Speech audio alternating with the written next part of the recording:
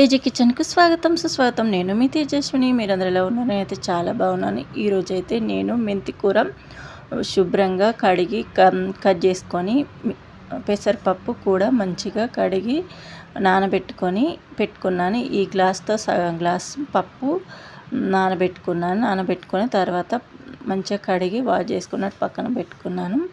ఇప్పుడైతే చూడండి, ఈ విధంగానైతే అయింది. నానబెట్టిన తర్వాత ఇలా ఎక్కువ ఉబ్బింది అది, అందుకే అలా ఉంది. ఇప్పుడైతే మనం ఒక గంజు పెట్టుకుందాము. గంజు పెట్టుకొని ఇందులో ఒక 2 స్పూన్ల ఆయిల్ అయితే పోసుకోవాలి. ఆయిల్ పోసుకొని ఆ తర్వాత పచ్చిమిర్చి వేసుకొని ఒక 5 పచ్చిమిర్చి వేసుకొని మంచిగా దూరగా వేయింపాలి. ఇలా చేస్తే టేస్ట్ అనేది బాగుంటుంది.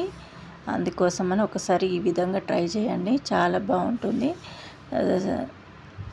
ఛానల్ను లైక్ చేయకపోతే వెంటనే లైక్ చేయండి. ఇప్పుడైతే నేను చూసారా, ఈ విధంగానైతే దూరగా వేయించాను. వేయించిన తర్వాత ఇందులోనైతే మెంతి కూర శుభ్రంగా కడిగి పెట్టుకున్న మెంతి కూర, చిన్న చిన్న కట్ చేసుకున్న మెంతి కూరను ఇందులోనైతే వేసేద్దాం. ఒక కట్ట తీసుకున్నాను నేను మెంతి కూర. కట్ట తీసుకొని ఈ విధంగా కట్ చేసుకున్నాను. కాడలు ఉంటాయి కదా, కాడలు కూడా తీసుకున్నాను. కాడలను కూడా చిన్న చిన్నగా కట్ చేసుకున్నాను. మొత్తం కాడలు కాదు, కొన్ని కాడలు మాత్రమే. ఈ విధంగా ఈ నూనెలో మంచిగా వేగేటట్టు వేయింపుకోవాలి. ఈ విధంగా వేగిన తర్వాత ఇందులో పెసరపప్పు అనేది వేసుకోవాలి. మంచిగా నానబెట్టిన పెసరపప్పు లేకుంటే అప్పటికప్పుడు కడిగి కూడా వేసుకోవచ్చు. ఈ విధంగా పెసరపప్పును కూడా మంచిగా కలుపుకొని దూరగా వేయించుకోవాలి. వేయించిన తర్వాత ఇందులో ఒక 1/2 టీ స్పూన్ పసుపు వేసుకోవాలి. తర్వాత ఒక 1/2 టీ స్పూన్ కారం వేసుకోవాలి. కారం వేసుకొని మంచిగా కలుపుకొని ఇందులోనైతే మనం వాటర్ పోసుకుందాము. వాటర్ అయితే 1/2 గ్లాస్ కదా, 1/2 గ్లాస్కు 3/2 గ్లాసులు వాటర్ అయితే వేస్తున్నాను.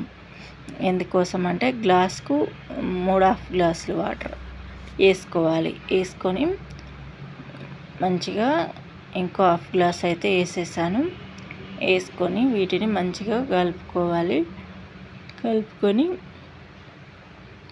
ఇప్పుడు మూత పెట్టుకోవాలి. మొత్తం పెట్టుకోవద్దు మూత, ఎందుకోసం అంటే పొంగే ఛాన్స్ ఉంది. అందుకోసమని సగం వరకు ఇలా మూత పెట్టుకొని ఉంచేసుకోవాలి. ఇలా మూత పెట్టుకోవాలి. ఆ తర్వాత సగం ఉడికిన తర్వాత మనము టమాటాలు అయితే వేసుకుందాము. ఒక 2 టమాటాలు శుభ్రంగా కడిగి ఆ తర్వాత కట్ చేసుకొని ఈ విధంగా వేసుకొని దీన్ని కూడా మంచిగా కలుపుకోవాలి. ఇందులో సాల్ట్ వేసుకోవాలి. తగినంత సాల్ట్ ఇప్పుడే వేసుకుంటే సరిపోతుంది. వేసుకొని మళ్ళీ మూత పెట్టుకోవాలి. మూత పెట్టుకొని మళ్ళీ మంచిగా ఉడికించుకోవాలి. ఇప్పుడైతే మూత పెట్టుకున్నాను. ఇప్పుడు మూత తీసుకొని చూద్దాము. మన పప్పు ఉడికినట్లే ఇంకొంచెం లైట్గా ఉడకాలి. పప్పు ఇంకొంచెం లైట్గా ఉడికితే బాగుంటుంది. ఈ విధంగానే ఉడకబెట్టుకుందాము. మూత తీసుకొని కింద మాడుతుందేమోనని మధ్యలో కలుపుతూ ఉండాలి. ఇప్పుడైతే మూత తీసి చూద్దాము. మన పప్పు ఉడికిపోయింది. చూసారా, ఈ విధంగా పైకి మెత్తగా కనబడుతుంది. ఇప్పుడు దించుకొని పక్కన పెట్టేసుకుందాము. పక్కన పెట్టుకొని మెత్తగా ఇలా గరిటెతోని మెత్తగా మెదిపితే సరిపోతుంది. బాగా మెత్తగా కావాల్సిన అవసరం లేదు. ఇప్పుడు ఇందులో మనమైతే చారు పోసుకుందాము. చింతపండు, ఒక చిన్న చింతపండు ముక్కను తీసుకొని కొన్ని వాటర్ పోసుకొని ఈ విధంగానైతే ఇందులో పోసుకున్నాను. చింతపండు పులుసు అయితే పోసుకున్నాను. ఇప్పుడు మనము కంచెలో ఆయిల్ పెట్టుకొని జీలకర్ర, ఆవాలు, మెంతులు వేసుకోవాలి. మెంతులు వేసుకున్న తర్వాత ఇందులోనైతే ఎల్లిపాయలు వేసుకోవాలి.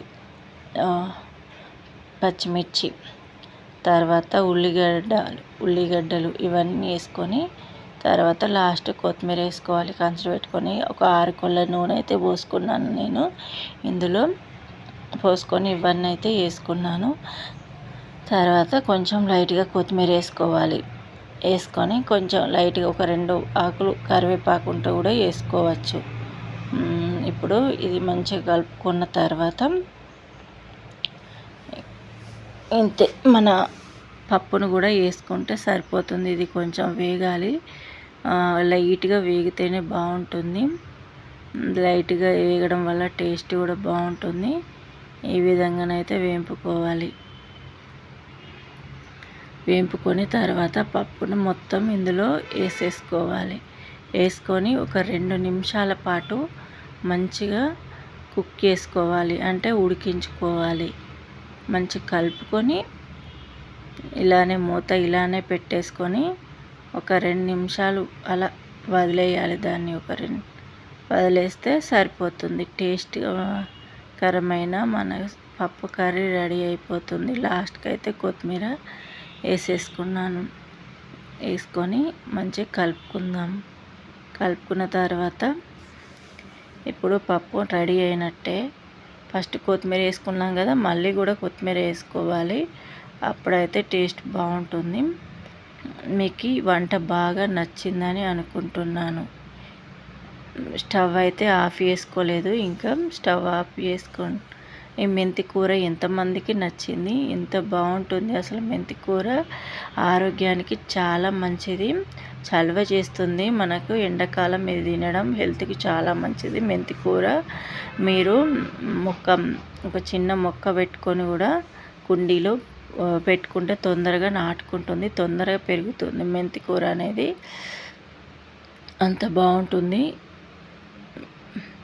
చూసారా, ఈ విధంగానైతే రెడీ అయిపోయింది. మీకు ఈ వంట బాగా నచ్చిందని అనుకుంటున్నాను. ఈ వంట కనుక నచ్చినైతే లైక్, షేర్, సబ్స్క్రైబ్, కామెంట్ చేయడం మర్చిపో